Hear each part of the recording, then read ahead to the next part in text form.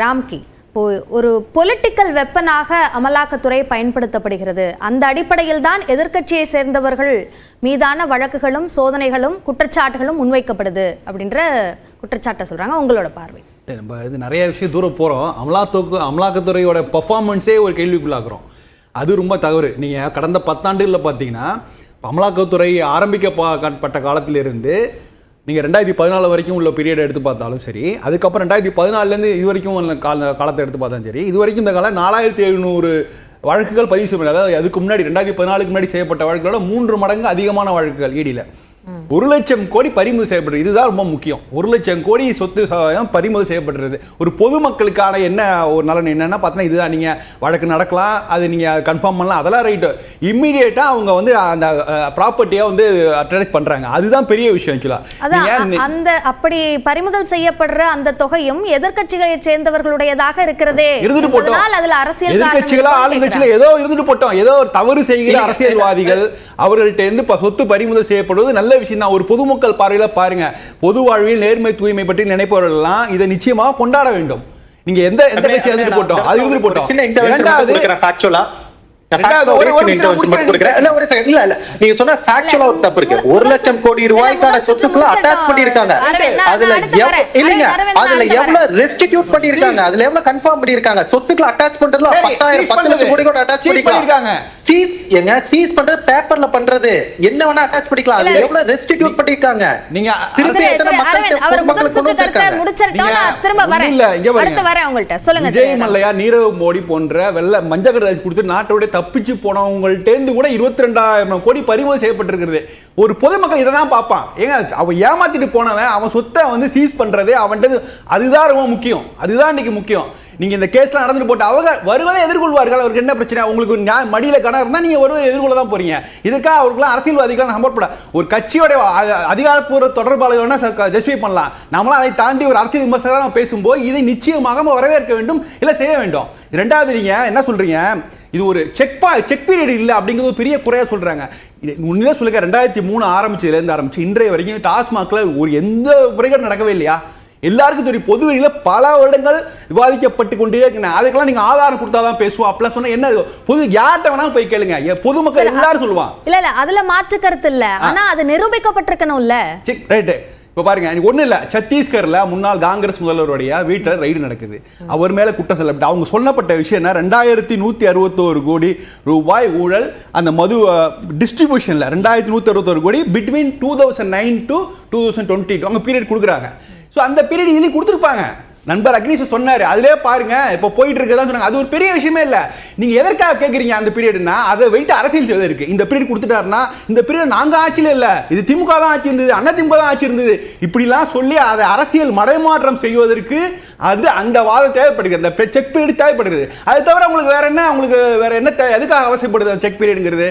அது வழக்கில் எல்லாரும் வரப்போகுது. இந்த வழக்கு கேஸ் நம்பர் எழுதும் போதே அந்த பீரியட் குறிப்பு அது மேண்டேட்டரி, அதை போட்டு தான் தரப்போறாங்க. அது இன்னைக்கு வரலன்னா நாளைக்கு வரப்போகுது. அது ஒரு பெரிய விஷயமே இல்ல.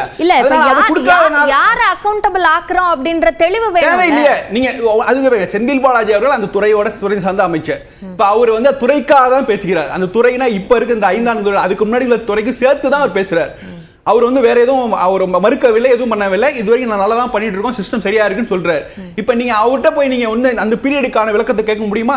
அவர் சிறையில் இருந்த காலத்தில் முத்துசாமி அவர்கள் பார்த்துட்டு இருந்தாரு. அதெல்லாம் சொல்லி அதெல்லாம் நீங்க அரசு தரப்புல கொடுக்கும்போது அவங்க பொதுவாக அந்த டிப்ளமேட்டிக் வேலை தான் அவங்க அணுகுவாங்க, அதுதான் சொல்லுவாங்க. இதுல போய் நீங்க செக் பீரியட் கொடுங்க, அதை கொடுத்தா இது வந்து எதற்காக? இந்த மோட்டிவ் என்னன்னா இது அரசியல் விவாதமாக கொண்டு போறதுக்காக தான், அதுக்காக தான் அவங்க செக் பீரியட் கேட்கறாங்க. செக் பீரியட்லாம் தாண்டி நம்ம கேட்க வேண்டிய விவாதிக்க வேண்டிய விஷயம் டாஸ்மாக்ல நிறைய இருக்கு. ஐயா கூட சொன்னாங்க 1000 கோடியா 1000 கோடியா, எடப்பாடி அவர்கள் 40,000 கோடி சொல்றாரு, 4,000 கோடி சொல்றாரு. அது ஒரு பெரிய விஷயமே இல்ல. நம்பர் ஒன்றும் பெரிய விஷயம் இல்ல. நம்மளால வேல்யூ பண்ண முடியாது. உறுதியாக 1000 கோடி 900 கோடி 1200 அதெல்லாம் சொல்லவே முடியாது. அதுதான் வேல்யூ பண்ண முடியாத போது அதுக்கான ஒரு வேல்யூ ஏன் சொல்லப்படுது? எஃப்ஐஆர் 2021 முந்தியா பிந்தியா சொல்லணும்ல. எந்த தேதியும் குறிப்பிடாம ஆண்ட குறிப்பிடாம பொத்தாம் பொதுவா எஃப்ஐஆர்னா எஃப்ஐஆர் சாதாரண ஊழியர் மேல கூட படம் வந்து படத்தை வந்து கையாடல் பண்ணாரு போனார் வந்தாருன்னு நிறைய வழக்குகள் பதிவு செய்யப்படுகின்றன. கேஸ் ஃபைல் பண்ணுவாங்க, திடீர்னு சர்ப்ரைஸ் ரைட் பண்ணுவாங்க. அங்க போய் கடைநிலை ஊழியர் சிக்கிக்குவார், அவர் மேல எஃப்ஐஆர் போடுவார். இந்த எஃப்ஐஆர் வச்சு வைத்துக் கொண்டு பிஎம்எல்ஏ வரைக்கும் அமலாக்கத்துறை போகும் என்று சொன்னால் நாடு எங்கே போயிட்டு இருக்கு? சரி சொல்லுங்க திரு ராம். 1000 கோடி 20 கோடி ரூபாய் தான் ஒத்துக்க போறோம் அப்படிலாம் கிடையாது. நம்பர் ஒன்றும் பெரிய விஷயமே இல்லை. நான் என்ன சொல்றேன், சத்தீஸ்கர் போன்ற மாநிலங்களிலே 2166 கோடி பிட்வீன் 3 இயர்ஸ் 2019 to 2020 சொல்றாங்க. அப்படி நடக்கும்போது அதை விட பெரிய அளவுள்ள மாநிலம் வாய்ப்பு இருக்குன்னு சொல்றேன். யாரு குற்றச்சாட்டு, அதுக்கு ஆதாரம் கிடையாது. இது ஆதாரத்தை கண்டுபிடிக்க வேண்டிய வேலை தான் அமலாக்கத்துறை மற்ற இன்டெலிஜென்ஸோட வேலை. இது இருக்கா லாஜிக்கலி ஸ்பீக்கிங் இருக்கா? அது உறுதியாகிறதுக்கு முன்னாடி விசாரணை போயிட்டு இருக்கு அப்படின்றத அதிலே குறிப்பிடுறாங்க. 1000 கோடி நடந்திருக்கிறதுக்கு வாய்ப்பு இருக்கு, வெல் ஆர்கெஸ்ட்ரேட்டட் ஒரு ஸ்கீம் ஆஃப் ஒரு ஃப்ராடலன்ட் நடந்திருக்கிறதுக்கு வாய்ப்பு இருக்கு என்று அந்த அறிக்கையில குறிப்பிட்டிருக்காங்க. எல்லாமே வாய்ப்பு இருக்குதா சொல்லுவாங்க, வாய்ப்பு இருக்குதா சொல்லுவாங்க. வாய்ப்பு இல்லை, யாரும் இல்லவே இல்ல. இப்ப காங்கிரஸ் தலைவர் சொல்றாருல்ல, செல்வப்பிரன் சொல்றாரு, அவதூறு அமலாக்கத்துறை அவதூறு செய்கிறது அப்படிலாம் இல்ல. இதுல நீங்க எந்த அளவுக்கு இருக்குங்கிறத அவங்க சொல்ல போகாதான் வரப்போகுது. இது ஒரு பெரிய விஷயம் இல்லை. நீங்க பொதுமக்கள் பார்வையில் பார்க்கும்போது ஏதோ ஒன்று நடந்திருக்குது, விஷயம் இல்லாமல் புகையாது. அது இருக்கு, நடந்துட்டு இருக்குது. நான் என்ன சொல்றேன், நீங்க இதை ஒப்பீட்டு அளவில் தான் பார்க்கணும். சத்தீஸ்கர்ல நடந்திருக்குது, தமிழ்நாடு நடந்திருக்குதா இல்லையான்னு. ரெண்டாவது நான் என்ன சொல்றேன், ஒரு வரீங்க நீங்க எக்ஸ்பிளைன் பண்ற எல்லா கொஸ்டின்ஸ்க்கும் எக்ஸ்பிளைன் பண்றாரு அவர், ரைட்டு. என்ன விதமான ஒரு ஏற்பாடு நடந்துட்டு இருக்குது இன்னைக்கு? நீங்க 15 மார்ச் 2025 சரியாக 3 ஆண்டுகளுக்கு முன்னாடி அப்போது இருந்த நிதியமைச்சர் பிடிஆர் அவர்கள் ஒரு விரிவான ஒரு பேட்டி கொடுக்கிறார் இந்தியன் எக்ஸ்பிரஸ். அதை தான் திரு அன்புமணி அவர்கள் நீ கோட் பண்ணி அறிக்கை கொடுத்திருக்காரு. அதுல சொன்ன பல விஷயங்கள் இன்றைக்கு அது ஏதாவது ஒரு முன்னேற்றம் ஏற்பட்டிருக்கிறதா இல்லையாங்கிற அதுதான் நம்ம விவாதிக்கணும். அதுல அவர் வெளிப்படையா சொல்றாரு 50% அது டாஸ்மாக் மட்டும் இல்ல, ஒட்டுமொத்தமா தமிழ்நாட்டுக்கு வரக்கூடிய தமிழ்நாட்டுடைய ஜிடிசிபில மொத்தம் 3% நமக்கு வராமல் போகிறதுங்கிற விஷயத்தை அதை குறிப்பிடுறாரு அவர். அதுல ஏதாவது மாற்றம் நடந்திருக்குதா அப்படிங்கிறத தமிழக அரசு அது அவங்க ஜஸ்டிஃபை பண்ணணும். இது என்னென்ன மாற்றங்கள் செய்திருக்கோம். எங்க விடியல் தானே வந்தீங்க, விடியல் தானே வந்துறீங்க. அப்ப விடியல்னா என்ன அர்த்தம்? சென்ற இதுவரைக்கும் நடந்த 10 ஆண்டு 15 ஆண்டு கால ஆட்சிக்கு விட ஒரு மாறுதலான ஆட்சி, ஒரு விடியல் ஆட்சி தருவோம் அப்படின்னு தானே வந்தாங்க. அப்ப அதை விளக்க கொடுங்க. தப்பு நடந்திருக்கலாம் யாரும் சொல்லல, அதுக்கான ஆதாரம் யார்ட்டும் இல்ல. ஆனா அதை விளக்க வேண்டிய பொறுப்பு இருக்கா இல்லையா? அப்படி பார்த்தா 2024 தேர்தல் அதுல 100% வெற்றி பெற்றாங்களே.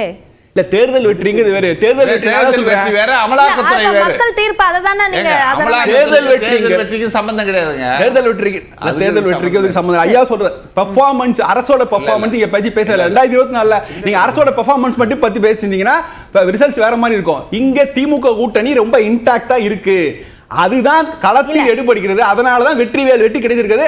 2026 அவங்க போய் ஆஸ் ஆன் டுடே டேட்ல திமுக கூட்டணி ரொம்ப வலுவா இன்னைக்கு தேர்தல் நடந்தா திமுக தான் திரும்ப ஆட்சிக்கு வரும். இதுல யாரும் மறுக்க போறது? மக்கள் பெர்ஃபார்மன்ஸ் எதையும் பாக்குறது இல்ல, கூட்டணியை பார்த்து வாக்களிக்கிறாங்க. மக்கள் மத்தியில ரொம்ப எதிர்பார்ப்பா யாரு கிரியேட் பண்ண? நீங்க தானே கிரியேட் பண்ணிருக்கீங்க. மக்கள் தானே சார் வாக்களிக்கிறாங்க. மக்கள் வாக்களித்தால் அந்த எதிர்பார்ப்பை தான் கொண்டு வச்சீங்க. நாங்க விடியலை தருவோம் அப்படின்னு ஒரு பெரிய எதிர்பார்ப்பு கொண்டு வைக்கிறீங்களா? அவங்க நம்புறதுனால தானே வாக்களிக்கிறாங்க. ஆமா, நம்பிதான் வாக்களிக்கிறாங்க. அந்த நம்பிக்கை காப்பாற்ற வேண்டியது விளக்கம் கொடுக்க வேண்டியது. நாங்க ஒரு புது சிஸ்டத்தை நாங்க புதுசா சரி பண்றோம் அப்படிங்கிற ஒரு நம்பிக்கை அடிப்படையில் தான் கொடுக்குறோம். ஆனா அமலாக்கத்துறை ஒரு இது கொடுக்குது, அதுக்கு இதெல்லாம் சரியில்லை, இதெல்லாம் நாங்க நல்லா தான் நடந்துருக்குன்னு சொல்றது நிறுத்தக்கூடாது. 21க்கு பொருத்தலாம், ஆனா 24லயும் ஜெயிக்கிறாங்களே. அப்ப அவங்களோட மக்களோட நம்பிக்கை அவங்க தொடர்ந்து பெறுறாங்க அப்படின்ற ஒரு இன்றைக்கு மக்களோட நம்பிக்கை பெற்றுக் கொண்டிருக்கிறார்கள். நான் என்ன சொல்ல வரேன்னா, அமலாக்கத்துறையோ இல்ல சென்ட்ரல் ஏஜென்சியோ இல்ல மத்திய பாஜகவோ ஏதோ ஒரு குற்றச்சாட்டு வைக்கிறதுனா அந்த குற்றச்சாட்டில் உண்மை இல்லைன்னு சொல்லி நழுவ வேணாம். நீங்க அது குற்றச்சாட்டு தவிர அதுக்கு ஒரு கூடுதலான விஷயங்களோட நாங்க என்னென்ன ஸ்டெப்ஸ் எல்லாம் எடுத்திருக்கோம். இங்க கடந்த 3 ஆண்டு என்ன பண்ணுவோம், எங்க ஆட்சியில 5 ஆண்டு கால ஆட்சியில நாங்க என்னென்ன சரி பண்ணிருக்கோம் அப்படிங்கிற கூடுதல் விஷயத்தையும் கொடுக்கோங்கிறது தான் ஒரே பிரேயர், வேற எதுவுமே கிடையாது. சரி, திரு அரவிந்த் குணசேகரன், இப்போ